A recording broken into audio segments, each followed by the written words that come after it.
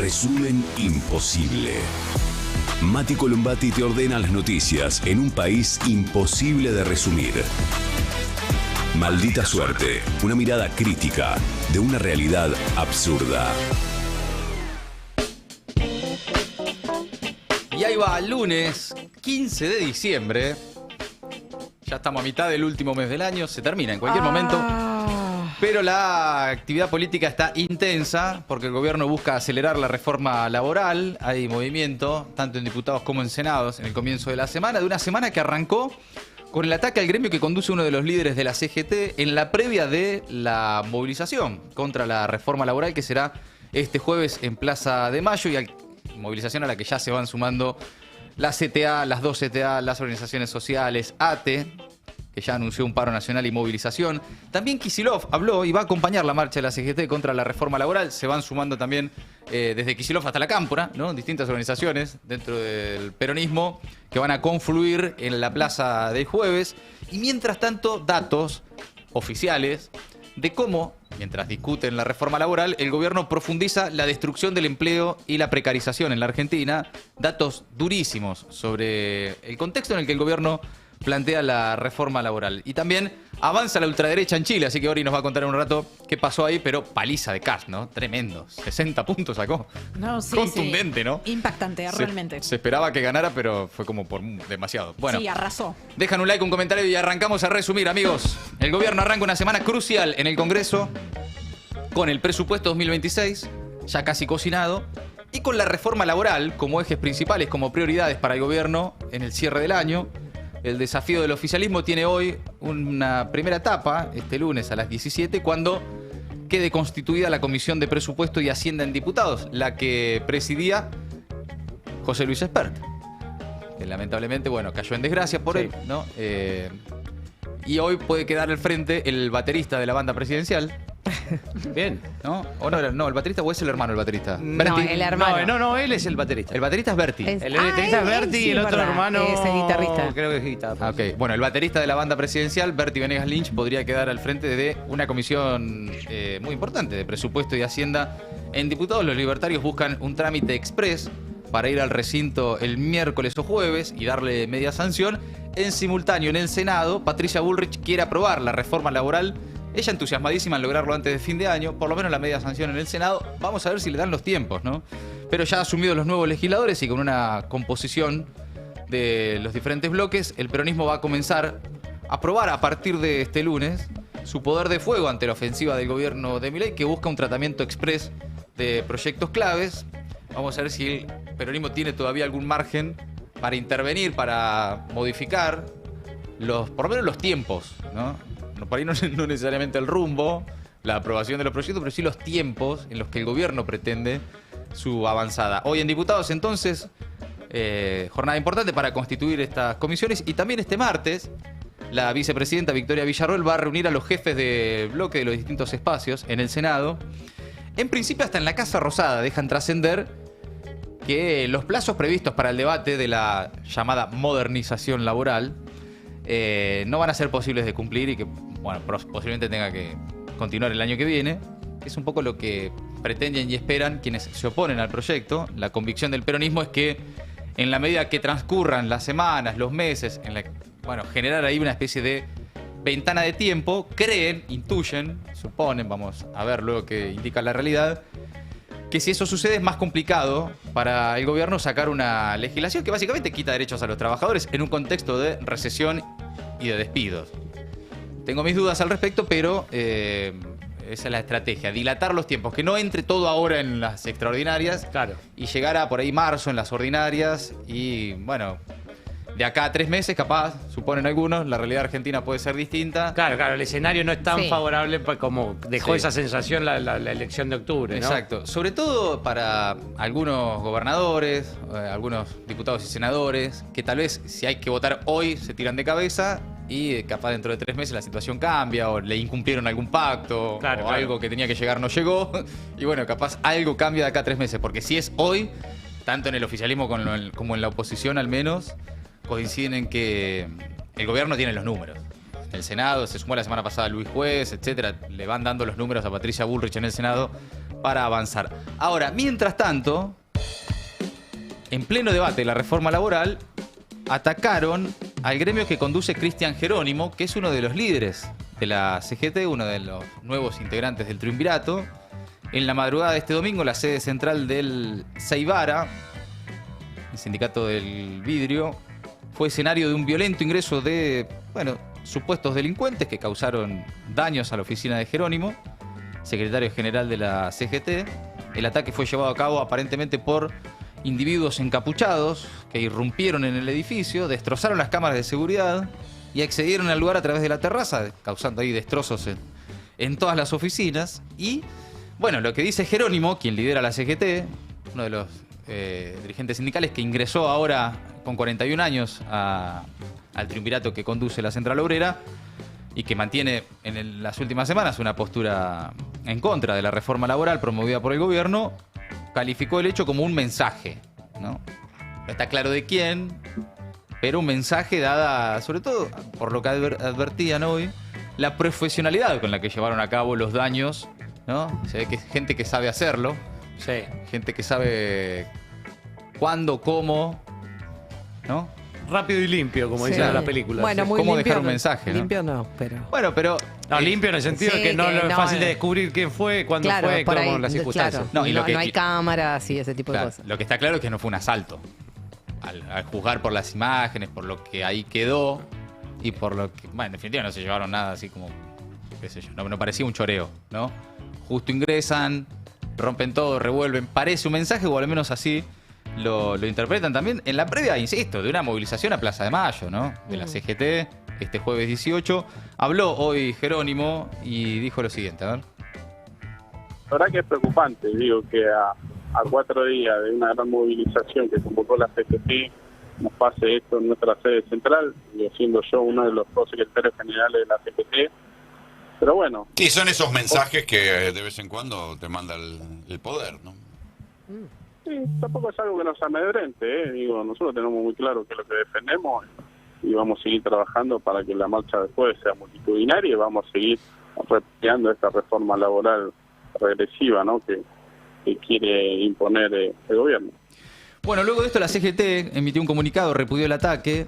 Resulta ingenuo, dice la CGT, creer que este hecho responde a un simple delito policial y no a un intento de amedrentamiento hacia todo el movimiento obrero en las vísperas de la movilización que se llevará a cabo este jueves 18 de diciembre en defensa del trabajo y contra la reforma laboral, dice el comunicado de la CGT. Bueno, básicamente encuadrando este ataque en el contexto de la discusión por la reforma laboral y la movilización de la CGT de jueves. No nos van a amedrentar, dice el título.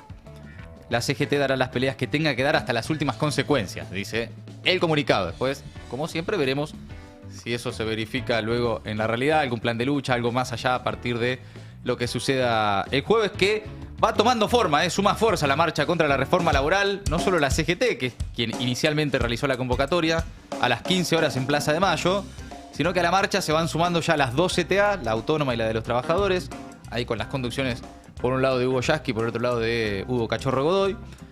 Se van a sumar a la protesta también las organizaciones sociales nucleadas en la UTEP, en la Unión de Trabajadores de la Economía Popular, pero también ATE, los estatales, que además es el primer gremio que a eso le suma un paro nacional a la movilización del 18 de diciembre.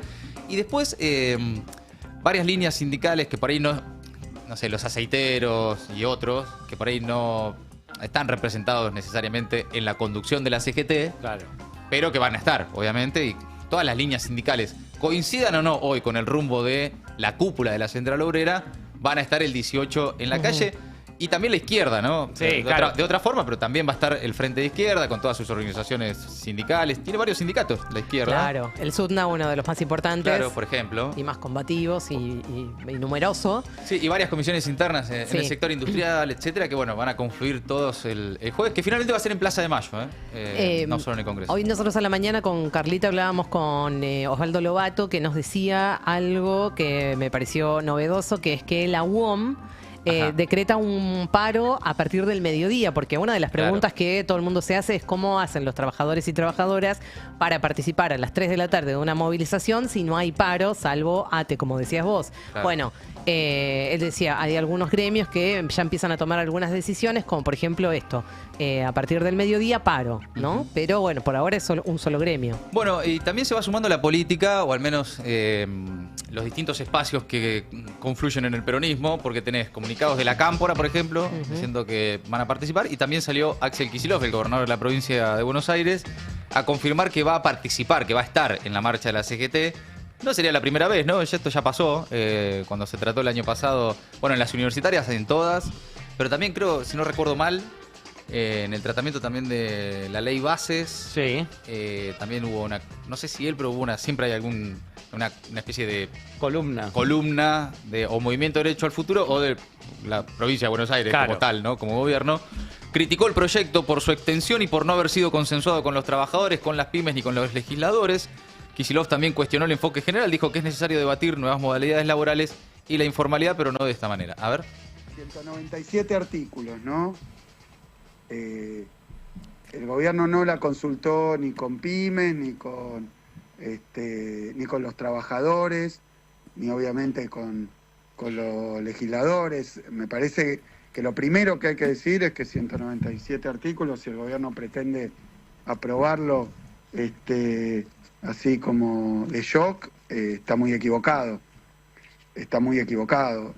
Habría que darle, por supuesto, que una discusión, más allá de que yo y todos lo estuvimos analizando, ahí leí varios documentos, uno que me alcanzó Carlos Tomada, varios documentos más, pero bueno, muy extensa, tiene muchos elementos, algunos que no son estrictamente vinculados al contrato de trabajo, sino a los sindicatos y otros factores, y tiene muchísimas consecuencias de todo tipo.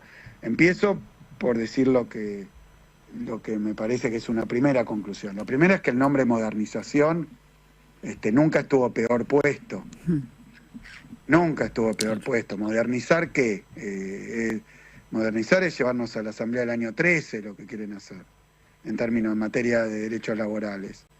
Es realmente una regresión muy fuerte, porque además a mí en persona, digamos, primera persona que me tocó atravesar lo que fue los 90, las reformas laborales, la ley Banelco, a ver si les suena, extender el periodo de prueba, eliminar la ultraactividad pedida por el Fondo Monetario. Bueno, tan espantoso que tuvieron que recurrir a lo que se conoce como ley Banelco para tratar de aprobarla. ¿Vas a estar el jueves en la marcha de la Vamos CGT? a acompañar, sí, vamos a acompañar.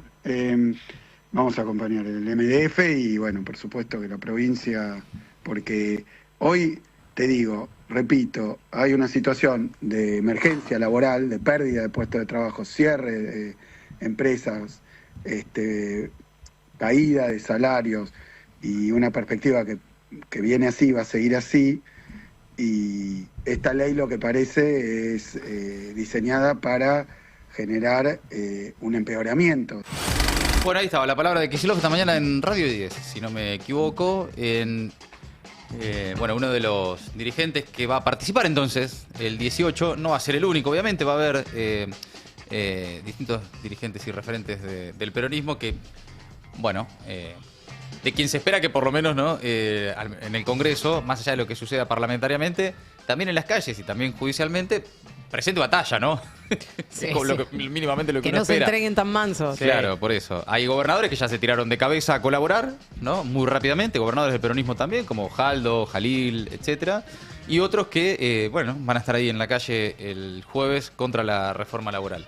Por otro lado, el contexto en el que esto llega. Nosotros insistimos mucho en esto, porque la reforma laboral que impulsa el gobierno es para consolidar un estado de precariedad en el mundo del trabajo en la Argentina, no para transformarlo, no es para que haya más derechos, es para que haya menos, no es para que haya más puestos de trabajo registrados, sino para que los puestos de trabajo informales se consoliden. Por eso hay que ver la tendencia del último tiempo, que no va a cambiar porque es un problema de modelo económico, no de leyes laborales.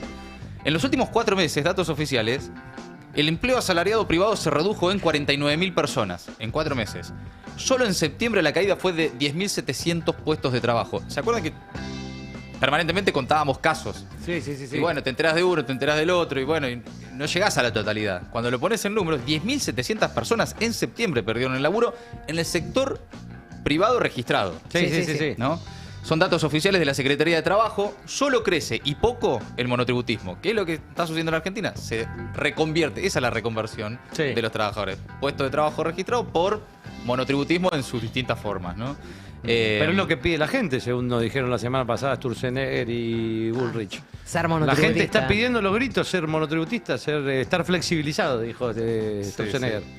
Piden flexibilización. Sí, es algo que se nota mucho, ¿no? Vos salís a la calle Sí. y hay en movilizaciones pidiendo...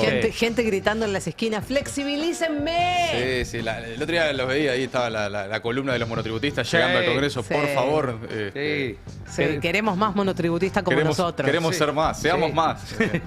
Bueno, sobre estos datos oficiales, una vez más, el trabajo de Luis Campos, para destacar, del Observatorio de la CTA, dice que en septiembre volvió a caer fuerte el empleo registrado. Contra noviembre de 2023 perdieron su puesto 242.000 trabajadores.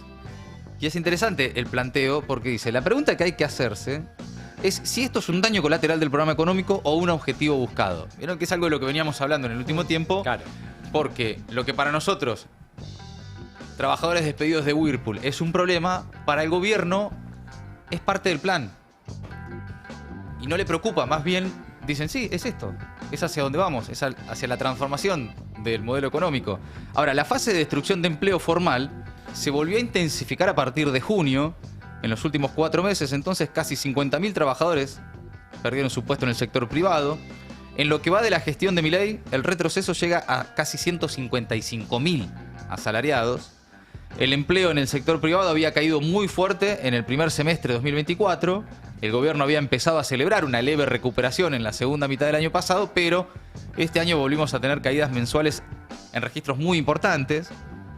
Especialmente el mayor impacto se ve en trabajadores de casas particulares, que bueno, la clase media ajustándose, Claro. sin ir más lejos, entre otras razones.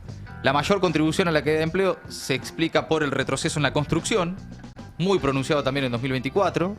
Este año la peor parte se la lleva a la industria, donde se perdieron 21.190 puestos de trabajo entre diciembre de 2024 y septiembre de 2025.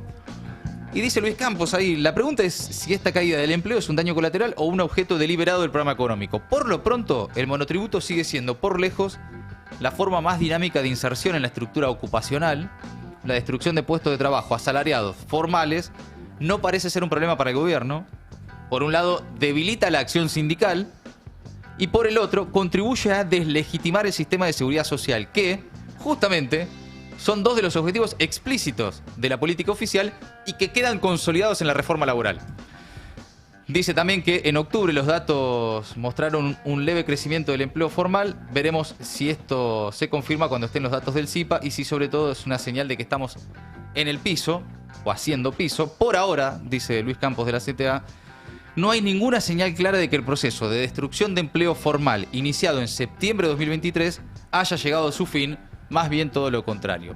Es en ese contexto que llega la reforma laboral, a consolidar ese estado de situación, no a transformarlo ni a modificarlo. Y por otro lado hay algunos datos por estas horas publicados en el Destape que también de alguna forma verifican, cristalizan en favor de quién es este proceso. La reforma laboral, por ejemplo, tiene un costo fiscal. Vieron que siempre se habla de los costos fiscales de absolutamente todo. La ley de emergencia en discapacidad, Sí, ¿cuál claro. es el costo fiscal? ¿Cuál es el costo fiscal del Garrahan? Bueno, la reforma laboral contempla que el Estado va a dejar de recaudar casi un punto del PBI por beneficios a las empresas. Todo esto mientras sigue ajustando a los jubilados, a las personas con discapacidad, a la ciencia, a la educación.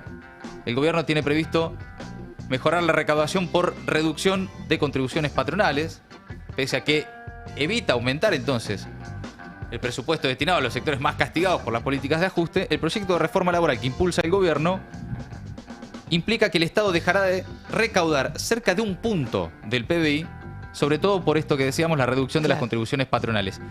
En concreto, el impacto fiscal de la llamada Ley de Modernización Laboral es 0,83% del PBI, según estimó la consultora INVEC en un informe que difundió en los últimos días y que publica ahí también el Destape. Y por otro lado, otro dato Interesante para darle contexto a la discusión sobre la reforma laboral, es que 144 grandes empresas dejan de pagar ganancias por 1.75 billones en 2026. El proyecto de reforma laboral también propone una baja en el impuesto a las ganancias para un sector selecto de empresas, lo que podría generar también un impacto en la recaudación y por lo tanto que sea necesario mayor ajuste en otros sectores y en la distribución de recursos, por ejemplo, también hacia las provincias. Según un estudio realizado por el economista y diputado Guillermo Michel, las 144 empresas más grandes del país, que facturan por encima de los 15.000 millones de pesos, dejarán de pagar algo así como unos 1,75 billones de pesos en impuestos. Esto está contemplado en el artículo 191, está en el proyecto de reforma laboral. Por lo tanto, grandes beneficios para las grandes empresas, el Estado dejando de recaudar casi un punto del PBI por el beneficio a esas empresas y el ajuste que va a recaer sobre los sectores de la sociedad que ya están pagando el ajuste, ¿no? ¿Quién eran los que tenían que cruzar la mitad del río? Bueno, evidentemente no los grandes empresarios en la Argentina. Amigos, amigas, ya continuaremos con este debate porque va a ser central en el transcurso de la semana, pero hasta ahí las últimas novedades en la política nacional. ¿Qué está pasando en el mundo, Ori? Un pinochetista asumirá la presidencia de Chile a principios del año que viene. No se trata de una alternancia más, es la ultraderecha la que está accediendo al poder por primera vez desde el retorno de la democracia. Estoy hablando, por supuesto, de José Antonio Kast, que estamos viendo en pantalla, que ganó con una victoria aplastante, arrasadora, más de 16 puntos de ventaja frente a la candidata oficialista por el Partido Comunista, Janet Jara, que reconoció de inmediato la derrota. Llamó a Kast esa misma noche, anoche. Gabriel Boric, el actual presidente de Chile, también. De hecho, presidente saliente y presidente electo escenificaron, como se suele ver en Chile, el traspaso de poder con una llamada telefónica, en lo que ahora estamos mostrando en pantalla. Algo este habitual, lunes, ¿no? es habitual, sí, es una forma de realmente poner en escena, mostrar la transición democrática.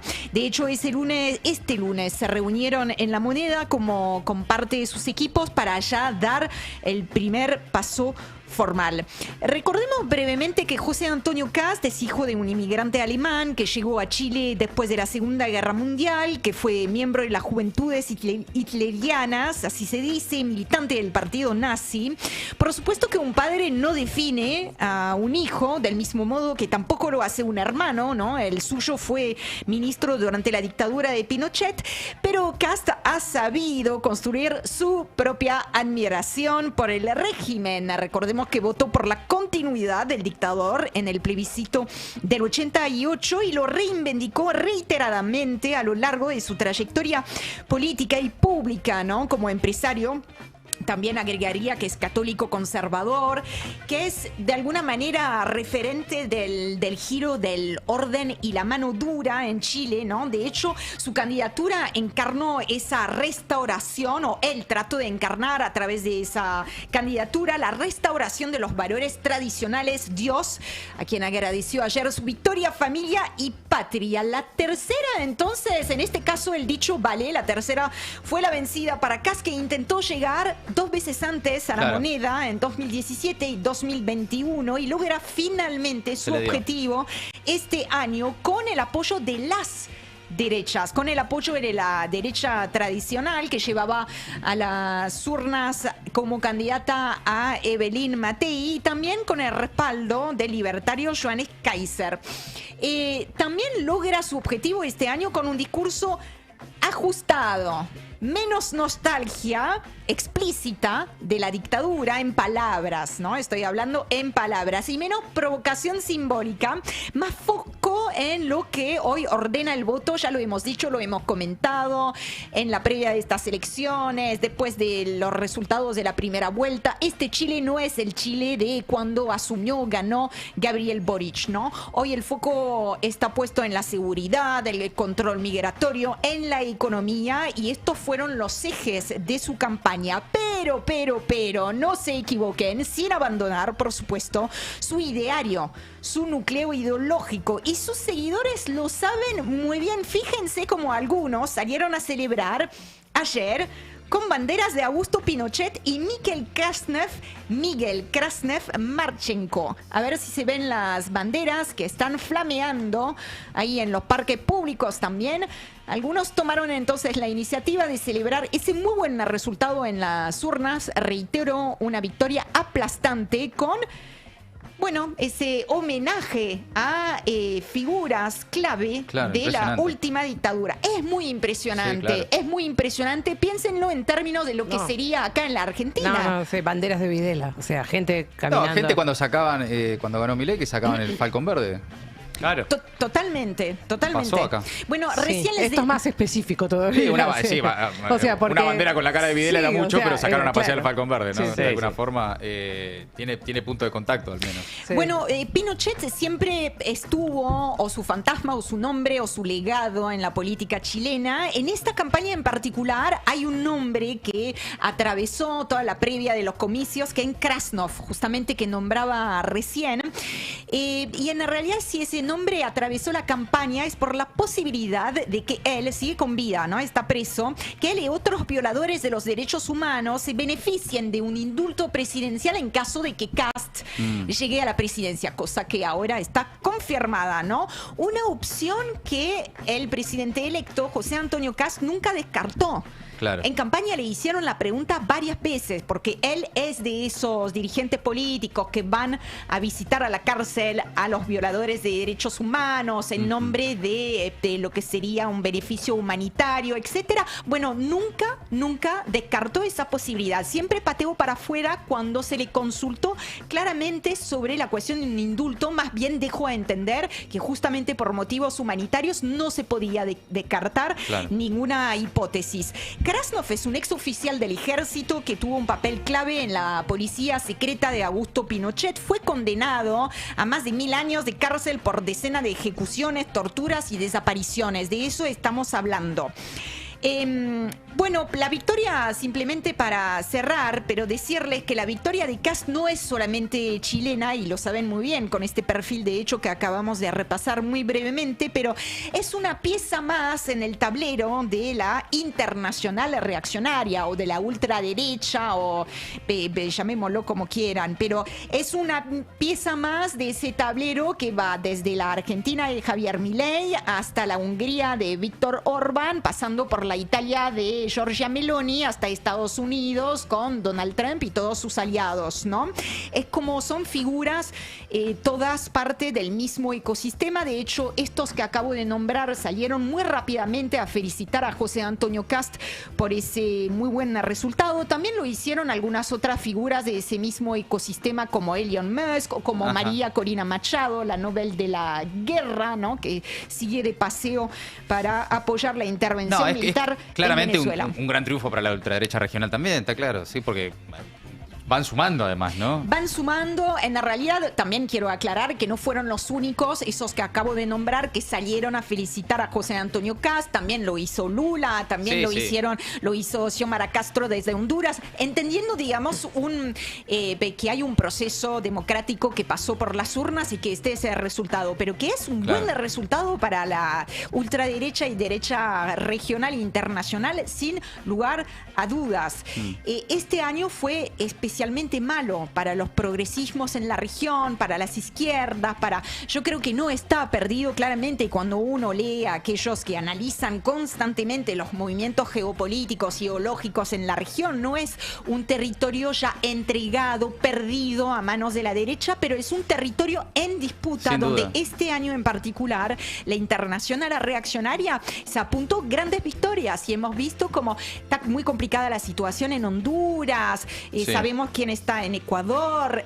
Bueno, en Perú siempre es complicado porque todos los presidentes terminan llegando al poder por procesos de destitución o encarcelamiento, pero algo parecido. Pero después de varios años volvieron al poder en Bolivia, en Bolivia Chile también, y ahora en Chile. Y esto no se puede negar. Hay todavía, obviamente, para pelear. Reitero, no es una disputa perdida, pero es una disputa para liberar. Y además queda Brasil el año que viene, mucha expectativa obviamente. Claro. El año que viene es en Brasil. El año que viene es en Brasil. Claro.